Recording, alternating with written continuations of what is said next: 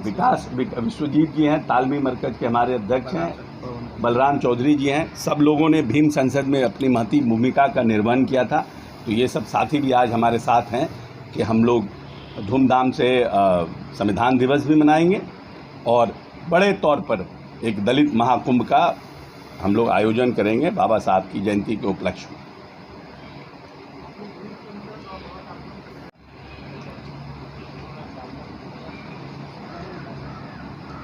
शुरू करें।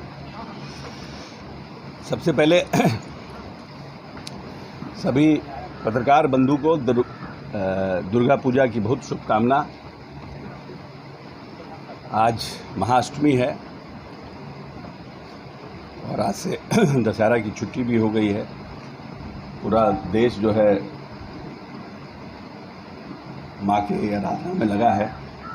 सब लोगों को शुभकामना देते हैं दशहरा की।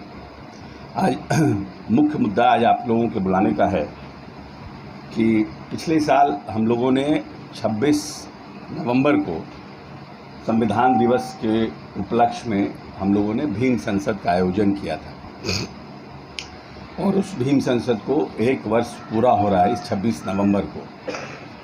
तो हम लोग 26 नवंबर को फिर से संविधान दिवस को धूमधाम से मनाएंगे और इस संविधान दिवस को हम लोग इस 26 नवंबर को बापू सभागार में मनाने का हम लोगों ने निर्णय लिया है, क्योंकि भीम संसद के कार्यक्रम को और संविधान दिवस को हम लोगों ने अपने पहले कार्यक्रम में निर्णय किया था। इसको हर साल हम लोग बहुत धूमधाम से मनाएंगे। तो इस बार हम लोग बापू सभागार में मनाने का हम लोगों ने निर्णय किया है। साथ ही साथ बाबा साहब की जयंती के दिन हम लोगों का 14 अप्रैल को बाबा साहब का जिस दिन जयंती है 14 अप्रैल को, उस 14 अप्रैल के उपलक्ष्य में हम लोग पूरे बिहार के जितने दलित भाई हैं सबका दलित महाकुंभ करने का निर्णय किए हैं। क्योंकि भीम संसद का कार्यक्रम 26 नवंबर को अगर हम लोग करेंगे तो वो संविधान दिवस है, लेकिन जिस तरह से हमने कहा था कि हम भीम संसद हर बार करेंगे, तो इस बार जो दलितों के जो इस प्रदेश में कार्यक्रम हुए हैं और दलितों के उत्थान के लिए जो कार्यक्रम हुए हैं उन सबको उत्साह के रूप में मनाने के लिए दलित महाकुंभ 14 अप्रैल को हम लोग करेंगे। ये जगह कहाँ होगा? या तो वो गांधी मैदान होगा या फिर जहाँ हम लोगों ने वेटनरी कॉलेज, ये इसका निर्णय अभी हम लोग सब लोग और भी हमारे जो माननीय मंत्री लोग हैं उन लोगों के साथ बैठ करके हम लोग तय करेंगे। लेकिन एक बड़ा कार्यक्रम हम लोग 14 अप्रैल को दलित महाकुंभ के नाम से करने का हम लोगों ने निर्णय लिया है। और भीम संसद में जितने लोग हम लोगों के साथी थे उन सब से हम लोगों ने बात किया है, चर्चा किया है। तो एक बार दोबारा, क्योंकि हर साल हम लोगों का करने का निर्णय था, तो इसलिए संविधान दिवस को हम लोग थोड़ा छोटे तौर पर कर रहे हैं और बाबा साहब की जयंती को दलित महाकुंभ के रूप में मनाने का हम लोगों ने निर्णय किया है। क्योंकि इन 18-19 वर्ष के कार्यकाल में माननीय नेता नीतीश कुमार ने जिस तरह से जो दबे कुचले लोग हैं उनको उभारने के लिए और उनको आगे बढ़ाने के लिए सामाजिक रूप से, राजनीतिक रूप से और आर्थिक रूप से जो कार्यक्रम प्रदेश में चलाए हैं, इसलिए हम लोग बाबा साहब ने हमें संविधान के माध्यम से हमें अधिकार दिया, तो हम संविधान दिवस मना रहे हैं। और बाबा साहब की जयंती को, जैसे हमने कहा था पिछली बार भी कि जिस तरह से हम होली और दिवाली मनाते हैं, जिस तरह हम धूमधाम से दशहरा मनाते हैं, एक ऐसा व्यक्ति है जिसने हमें समान जीवन जीने का अधिकार दिया है। इसीलिए उस दिन हम सब बिहार के जितने दलित भाई हैं सभी लोग मिल करके दलित महाकुंभ का आयोजन करेंगे और धूमधाम से बाबा साहब की जयंती को मनाने का काम करेंगे।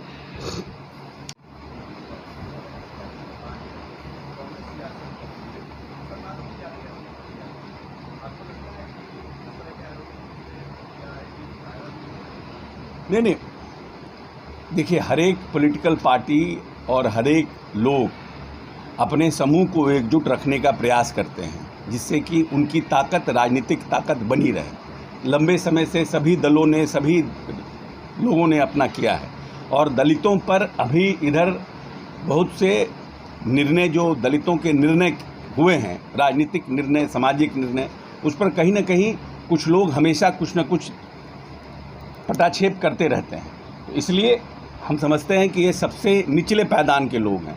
हजारों वर्ष तक इनके साथ छुआछूत हुआ है और बाबा साहब ने संविधान में अधिकार देकर इनको बराबरी का लाया। मतलब आज़ादी के बाद संविधान का जब निर्माण हुआ उसमें उनको बराबरी का अधिकार दिया गया। उसके बाद दलित समान रूप से जीने लगे। अदरवाइज़ दलित के साथ छुआछूत, दलित के साथ कितनी प्रताड़ना हुई है उसका इतिहास एक लंबा चौड़ा इतिहास है। इसीलिए सबसे निचले पायदान पे ये लोग हैं और इनको एकजुट करना, इनके लिए नीतियां बनवाना सरकार से, इनके लिए पॉलिसी बनाना जिससे कि आर्थिक, सामाजिक और राजनीतिक रूप से आने वाली संतति जो है, आने वाली पीढ़ी जो है वो सबल रहे, उसके लिए एकजुट रहना खराब की बात नहीं। प्रधानमंत्री जी का एक होलिस्टिक बयान है, बट उस होलिस्टिक बयान के अंदर हमारा दलितों के लिए, अति पिछड़ों का, महिलाओं का एक ग्रुप है जो हमेशा अपनी लड़ाई लड़ते रहेगा।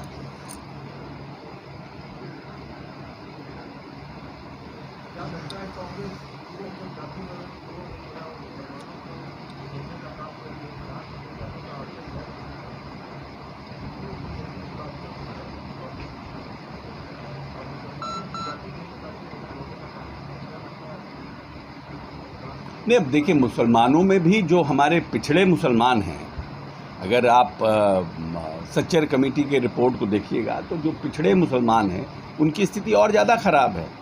तो उनके लिए और काम करने की आवश्यकता है, क्योंकि जो सरकार में लोग रहते हैं उनकी तो सबसे मुख्य उनका है पॉलिसी बनाना। पॉलिसी में जो लोग पीछे पड़े हुए हैं, हम बार बार जातीय गणना की बात क्यों करते हैं? हम जातीय गणना की बात इसलिए करते हैं कि ज्ञानी जैल सिंह, कर्पूरी ठाकुर और पेरियार सब लोगों ने कहा जिसकी जितनी आबादी उसको इतनी हिस्सेदारी। तो आज जो लोग सब्जी बेच रहे हैं, जो लोग भीख मांग रहे हैं, जो लोग, उनको जानना जरूरी है ना कि आखिर में ये कौन लोग हैं, और उनके लिए योजनाओं का निर्माण करना, उनको मुख्यधारा में लाना।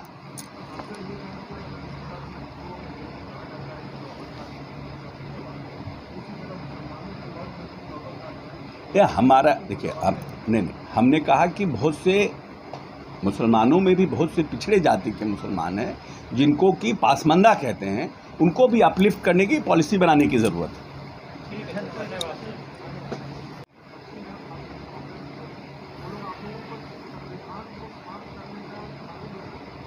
अब आरोप तो हर तरह के लोग हर तरह से आरोप लगाते रहते हैं, संविधान समाप्त करना, इसीलिए तो हम लोग, कहाँ कोई संविधान दिवस मनाता है? संविधान दिवस तो हम ही लोग मनाते हैं बाबा साहब का। कोई राजनीतिक दल संविधान दिवस कहाँ मनाता है? पिछले साल हम ही लोग संविधान दिवस मनाए। जो लोग कह रहे हैं कि हम संविधान ख़त्म हो रहा है, वो तो संविधान दिवस भी नहीं मनाते हैं।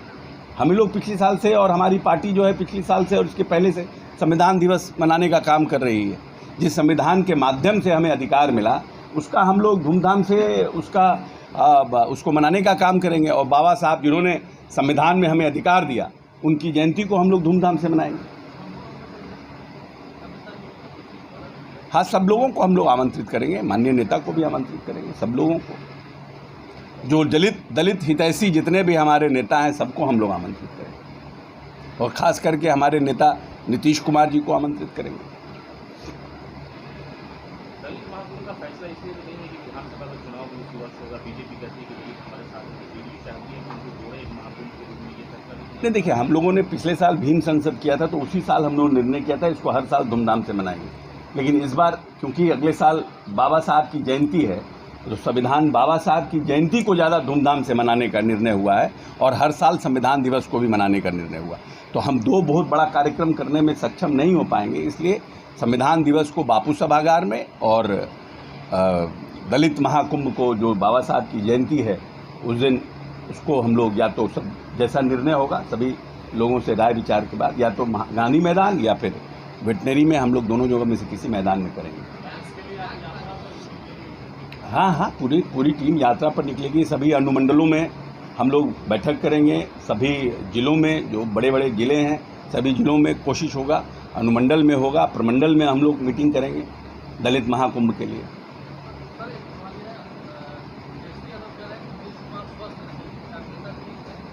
ठीक है, ये सब बिना सिर पाँव के सवाल का जवाब नहीं, अभी ट्वीट के राजा हैं वो, जो दिल्ली, कलकत्ता, बम्बई कहीं भी रहते हैं ट्वीट करते हैं, उनका कितना जवाब दिया जाए उनके ट्वीट का?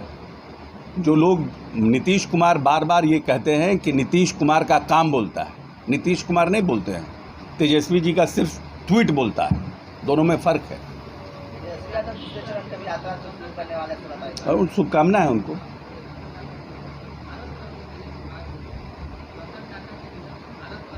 नहीं, रतन टाटा जी देश की बड़े मतलब किसी पुरस्कार, किसी विभूषण से रतन टाटा मानवीय रूप से एक बड़ा व्यक्तित्व थे। देश की एक बड़ी क्षति हुई, लेकिन जो जीवन में पैदा होता है उसको जाना होता है। तो हम समझते हैं कि रतन टाटा के लिए पूरा देश मर्माहित है। कोई जाति, धर्म, पार्टी, पॉलिटिकल पार्टी, सामाजिक क्षेत्र के लोग, सभी लोग मर्माहत हैं। इसीलिए रतन टाटा के लिए हम समझते हैं कि भारत कोई भी, सभी रत्न से ऊपर है रतन टाटा। प्रस्तावित दोनों कार्यक्रमों से आप किस तरह का मैसेज देना चाहेंगे? नहीं, दलित एकता और दलितों के हितों की रक्षा करने वाला राजनीतिक दल ही भविष्य में देश पर राज करेगा, क्योंकि जातीय गणना के बाद लगभग 19% आबादी दलितों की इस प्रदेश में है। तो एकजुट रहना, वैसे राजनीतिक दल के साथ रहना जो उनके हितों की रक्षा करता है, ऐसे नेता के साथ रहना जो भविष्य में उनके आने वाली पीढ़ी, आने वाली संतति को जो आगे बढ़ाना चाहता है, राजनीतिक रूप से सबल करना चाहता है, उनके साथ एकजुट होकर राजनीतिक निर्णय करना।